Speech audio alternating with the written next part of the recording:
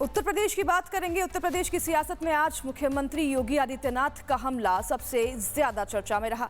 दरअसल इटावा से लेकर मैनपुरी और फिर आगरा तक सीएम योगी ने विपक्ष पर, खास तौर पर समाजवादी पार्टी पर एक के बाद एक तीखे राजनीतिक प्रहार किए। सीएम योगी ने पुराने उत्तर प्रदेश की तस्वीर भी दिखाई और नए उत्तर प्रदेश का दावा भी फिर से दोहराया। और क्या कुछ कहा मुख्यमंत्री ने कल अपने इस बयान में, आप भी सुनिए।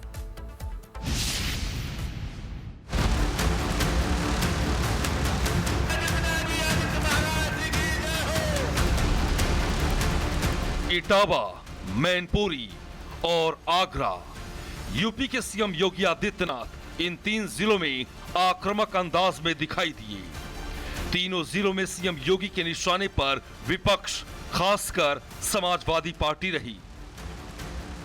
सीएम योगी ने कहा कि यूपी में एक दौर ऐसा भी था जब इटावा और मैनपुरी की पहचान विकास से नहीं बल्कि भय, गुंडागर्दी और माफिया राज से होती थी।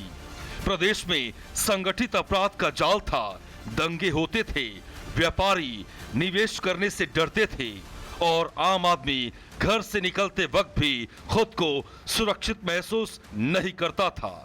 लेकिन अब तस्वीर बदल चुकी है। आज यूपी कानून की राज, निवेश और विकास की नई पहचान बन चुका है। इटावा के सामने 2017 के पहले पहचान का संकट किसने खड़ा किया था? किसी और ने नहीं। इटावा से ही जीतने वाले लोगों ने इटावा के सामने पहचान का संकट खड़ा किया था। और जब इटावा के नौजवानों के सामने, इटावा के अन्नदाता किसानों के सामने, इटावा के कारीगरों के सामने,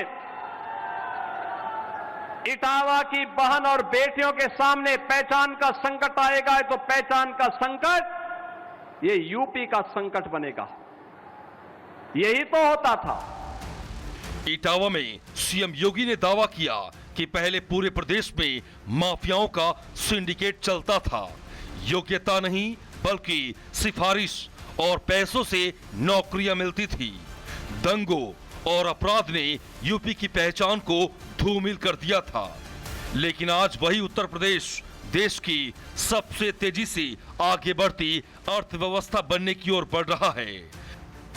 मैनपुरी में भी सीएम योगी आदित्यनाथ का समाजवादी पार्टी पर तीखा हमला जारी रहा। सीएम योगी ने कहा कि 2017 से पहले नौकरियों में योग्यता नहीं, चेहरे और पैसों की अहमियत थी। व्यापारी निवेश करने से बचते थे। गुंडों का आतंक इतना था कि लोग शाम तक सुरक्षित घर लौटने की चिंता में जीते थे। मुख्यमंत्री योगी आदित्यनाथ आज मैनपुरी में थे और सपा के गढ़ में जमकर गरजे मुख्यमंत्री योगी आदित्यनाथ। आधे घंटे के स्पीच में उन्होंने याद दिलाया कि अब का उत्तर प्रदेश और पहले के उत्तर प्रदेश में क्या अंतर है। किस तरह से यहाँ पर किसानों का काम छीना जाता था, युवाओं का रोजगार छीना जाता था, लड़कियों के सामने संकट के रूप में इस तरह से अराजक तत्व खड़े रहते थे, किस तरह से कानून व्यवस्था थी। लेकिन बीजेपी की सरकार बनने के बाद अपराधियों के खिलाफ जीरो टॉलरेंस की नीति अपनाई गई, माफियाओं की कमर तोड़ी गई और कानून का राज स्थापित किया गया। एक समय ऐसा भी था जब मैनपुरी के नाम पर लोग घबराते थे।